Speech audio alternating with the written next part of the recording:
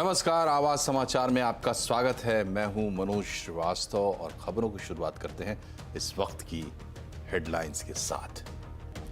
सोने चांदी की कीमतों में जबरदस्त तेजी, एमसीएक्स पर 69,465 रुपए तक पहुंचा जून वायदा। चांदी में 3% की उछाल।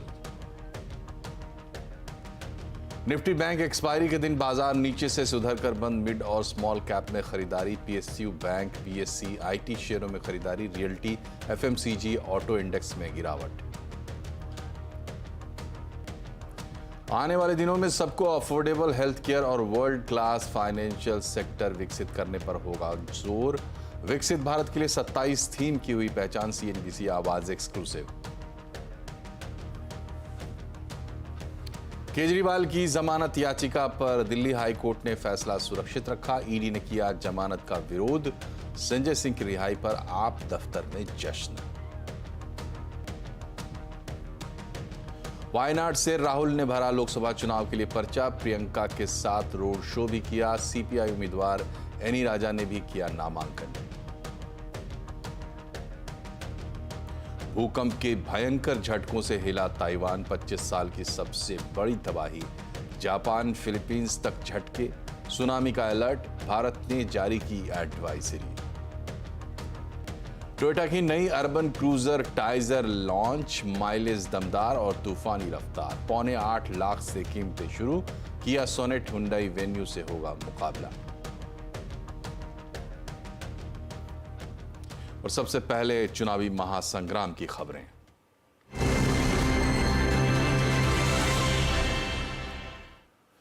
लोकसभा चुनाव के लिए कांग्रेस नेता राहुल गांधी ने केरल के वायनाड से नामांकन दाखिल कर दिया है। नामांकन के दौरान राहुल के साथ उनकी बहन प्रियंका गांधी भी मौजूद रहीं। वायनाड में त्रिकोणीय मुकाबला है। राहुल के खिलाफ इंडिया गठबंधन में शामिल सीपीआई की एनी राजा चुनाव लड़ रही हैं, जबकि बीजेपी ने राहुल के खिलाफ के सुरेंद्रन को मैदान में उतारा है। नामांकन भरने से पहले राहुल ने प्रियंका गांधी के साथ रोड शो किया। राहुल ने वायनाड की जनता से कहा कि आपका सांसद होना सौभाग्य की बात है। उन्होंने कहा कि ये लोकतंत्र बचाने की लड़ाई है। ये जो लड़ाई है, ये जो लड़ाई है, ये लोकतंत्र और कॉन्स्टिट्यूशन, संविधान को बचाने की लड़ाई है। एक तरफ कांग्रेस पार्टी और इंडिया अलायंस लोकतंत्र के लिए लड़ रहे हैं, संविधान के लिए लड़ रहे हैं, और दूसरी तरफ प्रधानमंत्री मोदी जी, अमित शाह जी और बीजेपी के लोग, आरएसएस के लोग संविधान को और लोकतंत्र को खत्म करने में लगे हुए हैं। लोकसभा चुनाव के लिए कांग्रेस उम्मीदवार और मौजूदा सांसद शशि थरूर ने चौथी बार तिरुवनंतपुरम लोकसभा सीट से नामांकन दाखिल कर दिया है। इस बार उनका मुकाबला बीजेपी के केंद्रीय मंत्री राजीव चंद्रशेखर से होगा। नामांकन के दौरान शशि थरूर के साथ विधायक M Vincent, VS Shiv Kumar समेत अन्य कांग्रेस कार्यकर्ता मौजूद रहे। अपना नामांकन दाखिल करने से पहले थरूर ने श्री पद्मनाभ स्वामी मंदिर और पद्मावगंडी गणपति मंदिर सहित निर्वाचन क्षेत्र के प्रसिद्ध मंदिरों में पूजा अर्चना की। तिरुवनंतपुरम लोकसभा सीट पर मतदान 26 अप्रैल को दूसरे चरण में होगा। बिहार में प्रधानमंत्री नरेंद्र मोदी कई रैलियां करने वाले हैं। पीएम मोदी के बिहार दौरे को लेकर आरजेडी नेता तेजस्वी यादव ने तंज कसा है। उन्होंने कहा है कि पीएम मोदी ने बिहार के लोगों को चूना लगाया है। तेजस्वी ने मोदी के परिवारवाद वाले बयान का भी करारा जवाब दिया। परिवारवाद के बारे में वो बोलते रहे और पहली चुनावी जनसभा का शुरुआती वो परिवारवाद के उम्मीदवार से कर रहे जो कि उनके उम्मीदवार हैं। तो आप देख सकते हैं उनके कथनी और करनी में कितना भारी अंतर है। और इस बार लगातार जो है एनडीए खेमे से जिसका जिक्र कहते थे कि परिवारवाद बहुत बड़ा है, सबसे ज़्यादा टिकट दिए जा प्रधानमंत्री जी हैं या और कोई नेता है, चुनाव में तो सब लोग आएंगे और जाएंगे बीजेपी के, लेकिन उनको आके ये बताना पड़ेगा ना कि बिहार के लिए उन्होंने क्या किया। पूर्णिया सीट ने बिहार में महागठबंधन की टेंशन बढ़ा दी है। बीमा भारती को टिकट मिलने के बाद कांग्रेस नेता पप्पू यादव काफी नाराज हैं और पूर्णिया से चुनाव लड़ने की जिद पर अड़े हुए हैं। पप्पू यादव का कहना है कि भले ही मर जाएंगे लेकिन पूर्णिया नहीं छोड़ेंगे। उन्होंने आरजेडी पर भी आरोप लगाए और कहा कि लालू यादव को कांग्रेस से तकलीफ है तो आरजेडी से लड़ा दीजिए, पूर्णिया के लोगों को कोई चैलेंज नहीं कर सकता है। पूर्णिया में दुश्मनी किस बात से कि पूर्णिया की जनता पर आज तक ये पूर्णिया है, मधेपुरा नहीं है। पूर्णिया की जनता को कोई चैलेंज नहीं कर सकता। हम आपसे एक सीट ने हम मांगा था और हमने यह कह दिया कि आपको कांग्रेस में यदि तकलीफ है तो मैं आपके साथ आ रहा हूं, आप हमको पूर्णिया दे दो। सर मैं लड़ूं या पूर्णिया की खुशी के लिए वो अलग बात है। अर्थी उठेगी पूर्णिया से और निपटेगा कांग्रेस के झंडा में। लोकसभा चुनाव को लेकर चुनाव प्रचार जोर पर है। राजनीतिक पार्टियां और नेता लगातार जनसभाएं कर रहे हैं। आज प्रधानमंत्री नरेंद्र मोदी ने नमो ऐप के जरिए उत्तर प्रदेश में तीसरे चरण में होने वाले चुनाव के तहत 10 लोकसभा सीटों के 22,648 बूथ के कार्यकर्ताओं से बातचीत की और उन्हें जीत के टिप्स दिए। पीएम मोदी ने कहा कि जब तक पोलिंग बूथ नहीं जीतते हैं तब तक चुनाव नहीं जीत सकते, इसलिए एक लक्ष्य लेकर काम करें। इसके साथ ही उन्होंने कहा कि पिछले 10 साल में उत्तर प्रदेश के बीजेपी कार्यकर्ताओं ने देश के राजनीतिक विशेषज्ञों को हमेशा गलत साबित किया है। यूपी बीजेपी के कार्यकर्ता जो जानते हैं वो बड़े बड़े विशेषज्ञ भी नहीं कर सकते। इधर मुजफ्फरनगर में एक बार फिर गृह मंत्री अमित शाह ने 400 पार का नारा दोहराया। चुनावी जनसभा को संबोधित करते हुए अमित शाह ने मोदी सरकार के विकास कार्यों को गिनाया। अमित शाह ने दावा किया कि प्रधानमंत्री नरेंद्र मोदी तीसरी बार पीएम बनेंगे। उन्होंने इस मौके पर कांग्रेस पर जमकर हमला बोला। अमित शाह ने कहा कि कांग्रेस ने राम मंदिर का विरोध किया, मोदी सरकार ने पाकिस्तान के आतंकवादियों को उनके घर में घुसकर मारा है, कश्मीर में आतंकवाद को खत्म किया है। ये कश्मीर जो है हमारा है या नहीं है? जोर से बोलो, कश्मीर हमारा है या नहीं है? धारा 370 हटनी चाहिए थी या नहीं हटनी चाहिए थी? एक कांग्रेस वाले 50-50 साल से धारा 370 को संभाल पर बैठे थे। मोदी जी ने दूसरी बार जब आपने प्रधानमंत्री बनाया, धारा 370 को समाप्त कर कर कश्मीर को भारत के साथ जोड़ने का काम किया। इधर यूपी के गाजियाबाद में रक्षा मंत्री राजनाथ सिंह ने बीजेपी प्रत्याशी अतुल गर्ग के लिए चुनावी जनसभा को संबोधित किया। इस दौरान राजनाथ सिंह ने प्रधानमंत्री नरेंद्र मोदी की तारीफ की और कहा कि 2019 में मैंने पीएम मोदी के साथ यहां से चुनाव प्रचार की शुरुआत की थी। आज कुछ राजनीतिक पार्टियों के मुख्यमंत्री, अन्य मंत्री भ्रष्टाचार में के आरोपों में जेल जा रहे हैं और मोदी जी के ऊपर आरोप लगाने की कोशिश की जा रही है कि राजनीतिक प्रतिशोध में ऐसा किया जा रहा है। बहनों भाइयों, यह सब सारी एजेंसियां स्वतः काम कर रही हैं। मैं आपसे पूछना चाहता हूं, क्या देश में भ्रष्टाचार रुकना चाहिए कि नहीं रुकना चाहिए? यदि हमारी सरकार बिना किसी आरोप के, बिना सबूत के यदि किसी को गिरफ्तार कर रही है, हमारी एजेंसियां गिरफ्तार कर रही हैं, किसी को लगता है कि हमारे ऊपर जुल्म हो रहा है, अत्याचार हो रहा है, तो क्यों नहीं जाते हैं कोर्ट में? कोर्ट जा सकते हैं, lower court, high court, supreme court जा सकते हैं। लेकिन इन अदालतों के द्वारा भी जो उनको राहत मिलनी चाहिए, वह राहत नहीं मिल पा रही है क्योंकि हमारे पास भ्रष्टाचार के पुख्ता सबूत हैं मेरे बहनों भाइयों, इसलिए नहीं मिल पा रही है। बॉक्सर विजेंदर सिंह ने कांग्रेस छोड़कर बीजेपी का दामन थाम लिया। उन्होंने इसे घर वापसी बताया। विजेंदर सिंह 2019 के लोकसभा चुनाव में कांग्रेस की टिकट पर चुनाव लड़े थे और हार गए थे। मैं आज बीजेपी में शामिल हो रहा हूं और एक तरह से कहते घर वापसी हो रही है मेरी। तकरीबन 19 में मैं चुनाव लड़ा था और ऑलमोस्ट 5 साल होने वाले हैं, अभी 4 साल होने वाले हैं।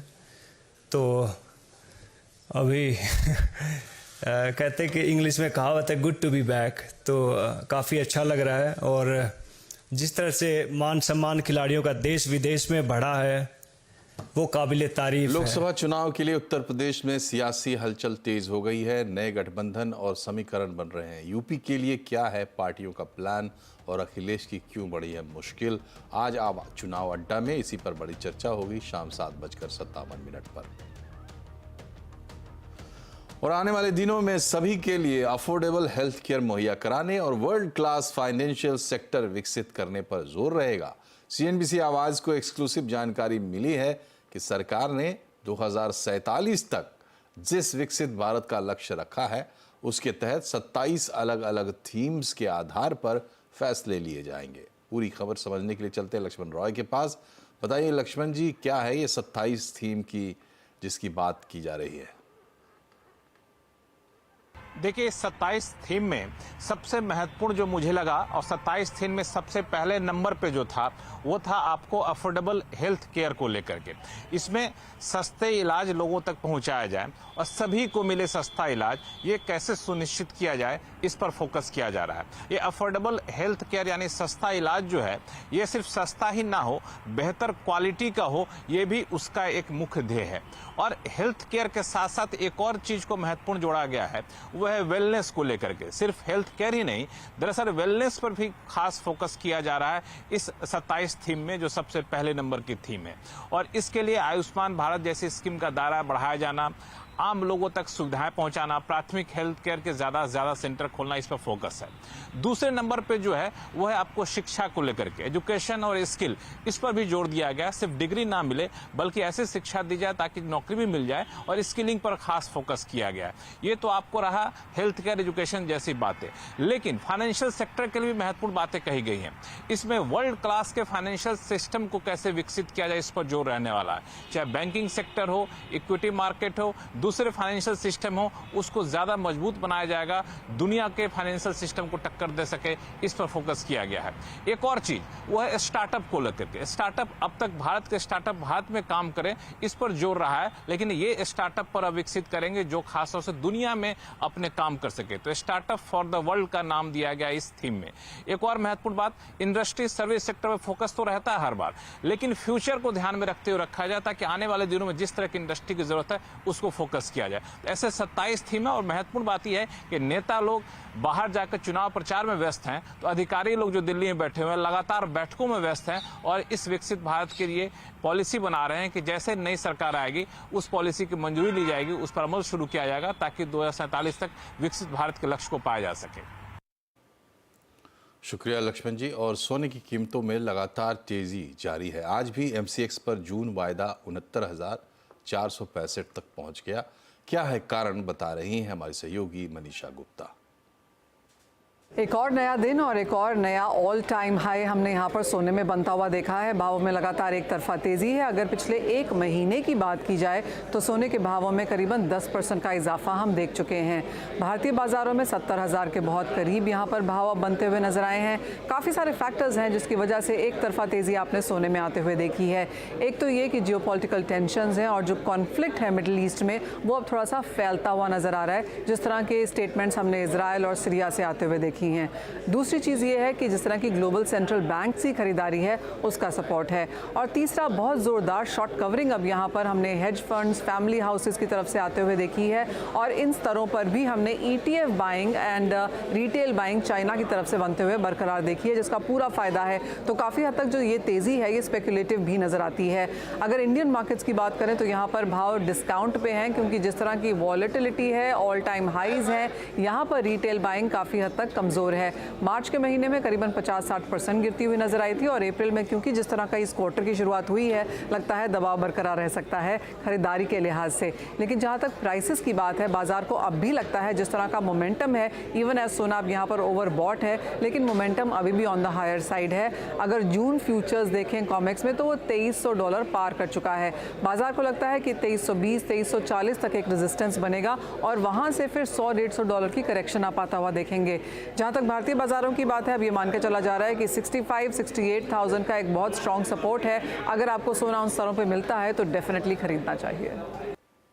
और सोने में तेजी पर कार्तिकेय बुलियन के दीपक सोनी का कहना है कि सोने में तेजी जरूर है, मगर सोने की मांग काफी कम है और आने वाले समय में सोने का भाव $2170 तक गिर सकता है। मार्केट में जो डिमांड की बात है, अभी अगर आप ज्वेलरी सेक्टर के हिसाब से देखें तो we are into not what you can say कि अभी मंदी का माहौल है। ज्वेलरी की बिकवाली ज्यादा है नहीं क्योंकि अभी सीजन है नहीं। अराउंड दिवाली अराउंड होली हमेशा मार्केट जो है वो स्लो डाउन मोड पे रहता है। एक हल्का सा करेक्शन, मैं बहुत ज्यादा बड़ी गिरावट नहीं कहूंगा, लेकिन एक हल्का सा करेक्शन का वेट हो रहा है। इट कुड बी अराउंड 2170, 2170, 2200 के आसपास। जैसे ही गोल्ड आएगा एक अच्छी लिवाली निकलेगी ज्वेलर्स की तरफ से। और अब बात बाजार की। आज निफ्टी बैंक एक्सपायरी के दिन बाजार में उतार चढ़ाव रहा और इसी के साथ बाजार गिरावट पर बंद हुआ। सेंसेक्स 27 अंक गिरकर 73,877 पर बंद हुआ। निफ्टी 19 अंक गिरकर 22,435 पर बंद हुआ है। मार्केट का बाकी हाल समझते हैं यतीन मोता से। बताया यतीन, किन सेक्टर्स और शेयर्स में आज सबसे ज्यादा एक्शन रहा? देखिए, निफ्टी 50 की बात करें तो गेनिंग लिस्ट में बहुत सारे स्टॉक्स थे।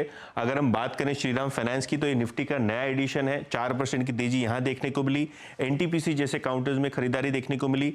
नए Bank of America Merrill Lynch के अपग्रेड के बाद डिवीज के शेयर में लगभग 2% की तेजी देखने गई। और अगर हम आईटी शेयर्स की बात करें तो रिजल्ट्स के पहले जो कुछ ही हफ्तों में आने वाले हैं, यहां तेजी बरकरार रखी। अगर हम फ्लिप साइड पे देखें तो प्राइवेट सेक्टर के बैंक्स, खास करके कोटक महिंद्रा बैंक में आपने एक डिक्लाइन देखा। बजाज ऑटो, डॉक्टर रेड्डीज जैसे काउंटर्स में थोड़ा बहुत सेलिंग प्रेशर देखने को मिला।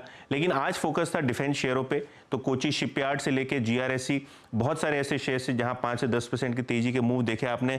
केपरी ग्लोबल, सेरा सैनिटरी वेयर, जीएसएफसी जैसे काउंटर्स में अच्छी खासी तेजी देखने को मिली। फ्लिप साइड पे रियल एस्टेट शेयर, खासकर सिग्नेचर ग्लोबल जैसे काउंटर्स में थोड़ी बहुत बिकवाली का माहौल रहा। उषा मार्टिन और एचईजी जैसे काउंटर्स में थोड़ी बहुत प्रॉफिट टेकिंग आपको आज नजर आती हुई पड़ी। और पीएसयू बैंक्स की जैसे मैं बात कर रहा था, PNB, central bank of India, UCO bank, bank of India, इन सभी शेयर्स में आपने 5 से 10% के आसपास के मुंह देखे।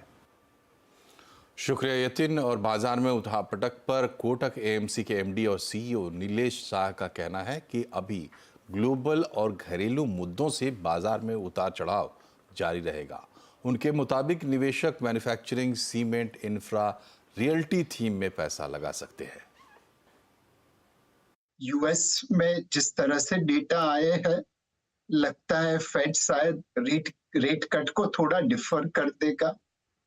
ऑयल और एनर्जी प्राइस के दाम भी बढ़े हैं एंड जियोपॉलिटिकली कुछ चीजें ऐसी घटित हुई है जिससे लगता है कि एक अनसर्टेनिटी का माहौल बना रहेगा। एक जो बड़ी थीम है वो मैन्युफैक्चरिंग सेक्टर की है। इंजीनियरिंग क्षेत्र में भारतीय कंपनीज कई सालों से अपना सिक्का जमाए हुए हैं। उनके लिए डोमेस्टिक मार्केट और ग्लोबल मार्केट दोनों खुल रही है। दूसरा एक सेक्टर जिसके ऊपर हम इस वक्त फोकस कर रहे हैं वो डोमेस्टिक फोकस सेक्टर्स है। सीमेंट हुआ, कंस्ट्रक्शन हुआ, रियल एस्टेट हुआ, ऑटोमोबाइल्स हुआ। यहाँ पे मुझे लगता है कि आप निवेश कर सकते हैं। और विस्तारा में विवाद सुलझाने के लिए आज एक अहम बैठक हुई है। इस बैठक में पायलट के साथ मैनेजमेंट भी मौजूद था। इसके साथ करीब 50 उड़ानें आज भी प्रभावित हुई। इस खबर पर डिटेल लेते हैं रोहन सिंह से। बताएं रोहन। जी बिल्कुल, आज भी अगर हम कहें तो कुल मिलाकर अगर आप कैंसिलेशन और डिले को मिला दें तो 50 के लगभग फ्लाइट्स जो हैं वो प्रभावित हैं विस्तारा की। और कल भी लगभग इतनी ही संख्या थी और पिछले पूरे हफ्ते हमने देखा कि डिलेज और कैंसिलेशन लगातार चले गए थे। आज एक कोशिश हुई, जो सीईओ हैं विनोद कन्नन, उनकी एक बैठक हुई, जो तमाम पायलट एसोसिएशन है, पायलट के जो सदस्य हैं उनसे बातचीत हुई। उनकी मैनेजमेंट के सदस्य भी थे उसमें, इसके अलावा एचआर भी थे वहाँ पे। लेकिन जो पूरा मुद्दा है, जो पायलट्स की डिमांड थी सैलरी स्ट्रक्चर को लेकर, उस पर पे बहुत ज़्यादा चर्चा नहीं हुई। पूरा जो मुद्दा था मीटिंग में वो रोस्टरिंग पे चला गया। सीईओ की तरफ से ये कहा गया कि वे रोस्टरिंग के मुद्दे को देखेंगे, जो शॉर्टेज है उसको दूर करने की कोशिश की गई। हाँ, ये ज़रूर कहा पायलट से सीईओ ने कि आप जल्दी से जल्दी काम पे लौटिए, ज़्यादा सिक लीव मत लीजिए। लेकिन जब पायलट्स की तरफ से ये इशू उठाया गया कि हमारी जो मुख्य समस्या है वो तो सैलरी स्ट्रक्चरिंग को लेकर है, हम जो है जो फिक्स्ड कंपोनेंट होता है उसमें ज़्यादा फ्लाइंग आवर्स की मांग कर रहे हैं, तो उसको लेकर बहुत ज़्यादा जवाब नहीं दिया गया। ये कहा गया कि आप एक लिखित रूप से हमें मांग सकते हैं, हम आपको रिप्लाई करेंगे। तो जब तक जो हमने कुछ 2-4 पायलटों से बात की तो उनका यही कहना था कि वो फिलहाल संतुष्ट नहीं दिखे इस बैठक से। तो आने वाले दिनों में ये मुद्दा इतनी आसानी से सॉल्व नहीं होने वाला है। हालांकि कोशिश डीजीसीए लगातार हर दिन निगरानी कर रहा है। आज भी सिविल एविएशन मिनिस्टर है सिंधिया, उन्होंने भी इस पर निगरानी रखी है, लेकिन जो की इश्यूज हैं पायलट के वो भी सॉल्व होते हुए नजर नहीं आ रहे हैं। और ये जो डिले का सिलसिला है वो आने वाले जो वीक है उसमें भी जारी रह सकता है। शुक्रिया रोहन। और इस बार प्रचंड गर्मी में बिजली नहीं कटेगी, सरकार ने इसके लिए पहले से तैयारी शुरू कर दी है। क्या रणनीति बन रही है, जानने के चलते लक्ष्मण रॉय के पास। बताएं लक्ष्मण जी, सरकार क्या प्रयास कर रही है? देखिए, जब से मौसम विभाग ने अनुमान जारी किया है कि प्रचंड गर्मी इस बार पड़ने वाली है, लगातार पावर मिनिस्ट्री में बैठकों का दौर चल रहा है। और खास बात यह है कि लोकसभा उम्मीदवार होने के बावजूद पावर मिनिस्टर आरके सिंह इन बैठकों में बैठ रहे हैं और इसमें एक रणनीति बनाई गई है कैसे प्रचंड गर्मी में भी बिजली की कटौती ना हो। और इसके लिए जो सबसे बड़ी रणनीति यह है कि जितने भी थर्मल पावर प्लांट है उनको कहा गया है कि आप अपनी पूरी क्षमता के हिसाब से बिजली का उत्पादन करिए। जिनके पास कैप्टिव पावर प्लांट है, यानी जो अपने खपत के लिए पावर प्लांट लगाए थे, उनके पास अगर अतिरिक्त बिजली पैदा हो रही है तो उसको तुरंत पावर एक्सचेंज को बेचिए। दूसरी महत्वपूर्ण बात, जो गैस बेस्ड पावर प्लांट है, जो गैस से बिजली पैदा करते हैं, उनको कहा गया कि आप उत्पादन क्षमता का काफी कम इस्तेमाल करते हैं लेकिन अपने उत्पादन बढ़ाने के लिए तैयार रहिए। तो ऐसे में गैस बेस्ड पावर प्लांट जो है गैस खरीदने के लिए भी तैयार रह सकते हैं, गैस खरीद करके बिजली का उत्पादन बढ़ा सकते हैं। तीसरी महत्वपूर्ण बात कि आमतौर पर होता क्या है कि ऐसे गर्मी के दिनों में प्लांट का मेंटेनेंस होता है, तो ये मेंटेनेंस जो होता है उसको टालने का फैसला लिया गया है कि आप मेंटेनेंस फिलहाल मई जून में मत करिए, मानसून के टाइम में करिएगा। अभी पावर डिमांड काफी है, मेंटेनेंस करेंगे तो बिजली की किल्लत हो जाएगी। और ये भी कहा गया है कि जरूरत पड़ने पर इंपोर्टेड कोल का भी इस्तेमाल करिए। तो इस तरह से चौतरफा रणनीति बनाई गई है और आने वाले दिनों में इस हफ्ते भी एक महत्वपूर्ण बैठक बुलाई गई है बिजली बनाने वाली कंपनियों के साथ। तो मुझे लगता है कि प्रचंड गर्मी में बिजली ना कटे इसके इंतजाम किए जा रहे हैं। बता दूं कि पिछली बार जब गर्मी हुई थी तो पीक पावर डिमांड जो है पिछले साल के मुकाबले 13% तक बढ़ गया था। तो इस बार भी इसी तरह की बढ़ोतरी देखने को मिल सकती है। यही वजह कि सरकार अभी से रणनीति बनाए हो रही है, क्योंकि चुनाव के दौरान अगर बिजली कटती है तो एक राजनीतिक मुद्दा न बन जाए, इसका खास ख्याल भी रखा जा रहा है।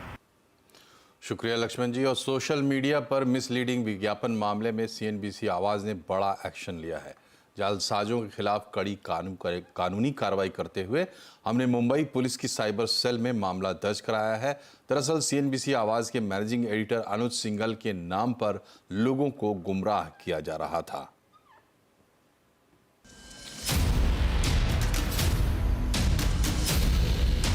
सोशल मीडिया पर सीएनबीसी आवाज के मैनेजिंग एडिटर अनुज सिंघल के नाम पर जालसाजों की अब खैर नहीं।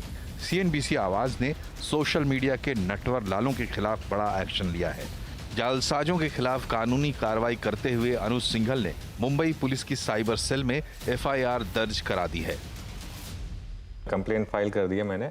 जो ये लोग चला रहे हैं व्हाट्सएप ग्रुप, बहुत जल्द पुलिस आपके दरवाजे पे आने वाली है, इस बात को मान लीजिए आप, ठीक है।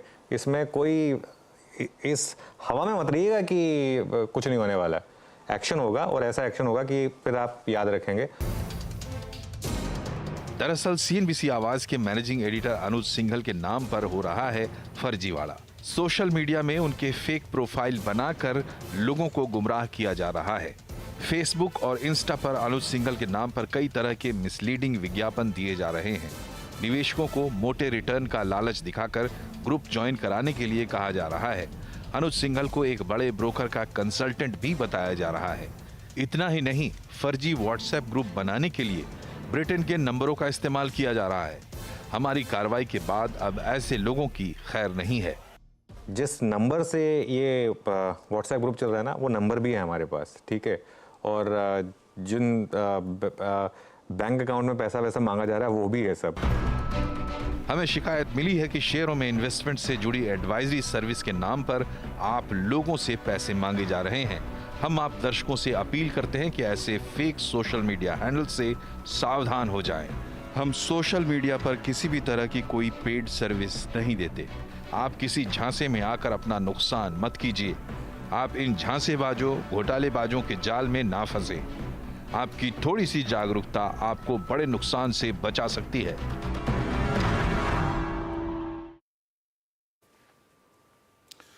ताइवान में जोरदार भूकंप आया है। भूकंप की तीव्रता 7.5 रही है। भूकंप के कारण मची तबाही ने 9 लोगों की जान ली है। 730 से ज्यादा लोग घायल बताए जा रहे हैं। मौसम विभाग के अनुसार ईस्ट ताइवान के हुलियन शहर में भूकंप आया। भूकंप के झटके जापान और फिलीपींस तक महसूस किए गए। ये पिछले 25 साल में आने वाला सबसे तेज भूकंप बताया जा रहा है। दक्षिणी जापान के कुछ हिस्सों में सुनामी की चेतावनी जारी की गई है। ताइवान में रहने वाले भारतीयों के लिए सरकार ने एडवाइजरी जारी की है।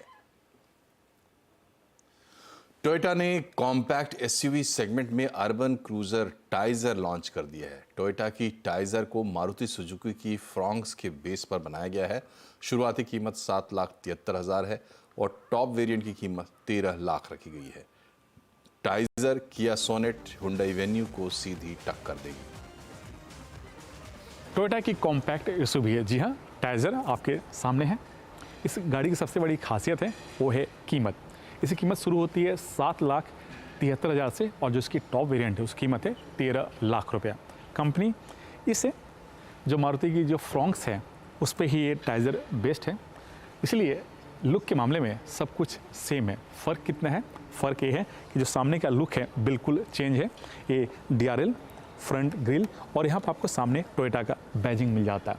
अदरवाइज इसकी लेंथ, इसकी व्हील बेस, इसका व्हील का साइज सब कुछ सेम है। टाइजर और फ्रॉन्क्स दोनों का जो व्हील बेस का साइज है वो है 2520 mm। जो इसमें व्हील्स मिलता है, जो व्हील्स का साइज है वो है 16 इंच, सेम फ्रॉन्क्स में मिलता है। टोयोटा की टाइजर में 2 इंजन ऑप्शन मिलते हैं। एक है 1.2 लीटर और दूसरा है 1 लीटर। 1 लीटर टर्बो इंजन है जिसका पावर आउटपुट है 100 bhp और उसमें आपको मैनुअल गियर के साथ 6 स्पीड ऑटोमेटिक गियर का ऑप्शन मिलता है। साथ ही पैडल शिफ्टर गियर भी दिया गया है। ये जो टाइजर देख रहे हैं ये टर्बो इंजन है। इसमें आपको कई फीचर्स अच्छे मिलते हैं, जैसे कि 9 इंच का आपको इंफोटेनमेंट सिस्टम मिलता है, हेड अप डिस्प्ले मिलता है, साथ ही वायरलेस मोबाइल चार्जर मिलता है। इसके साथ जो इसकी जो पार्किंग सिस्टम है इसमें आपको 360 डिग्री कैमरा भी दिया गया है। साथ ही इसमें आपको 308 लीटर का बूट स्पेस मिलता है। इस टाइजर का सीधा मुकाबला है हुंडई की वेन्यू, किया की सोनेट जैसी गाड़ियों से हैं और ये टोयोटा की फैमिली में 12वीं कार है। और इसी के साथ बुलेटिन में फिलहाल इतना ही, लेकिन खबरों का सिलसिला लगातार जारी है, तो आप जुड़े रहिए CNBC आवाज़ से लगातार 24 घंटे हमारे सोशल मीडिया हैंडल्स के जरिए। नमस्कार।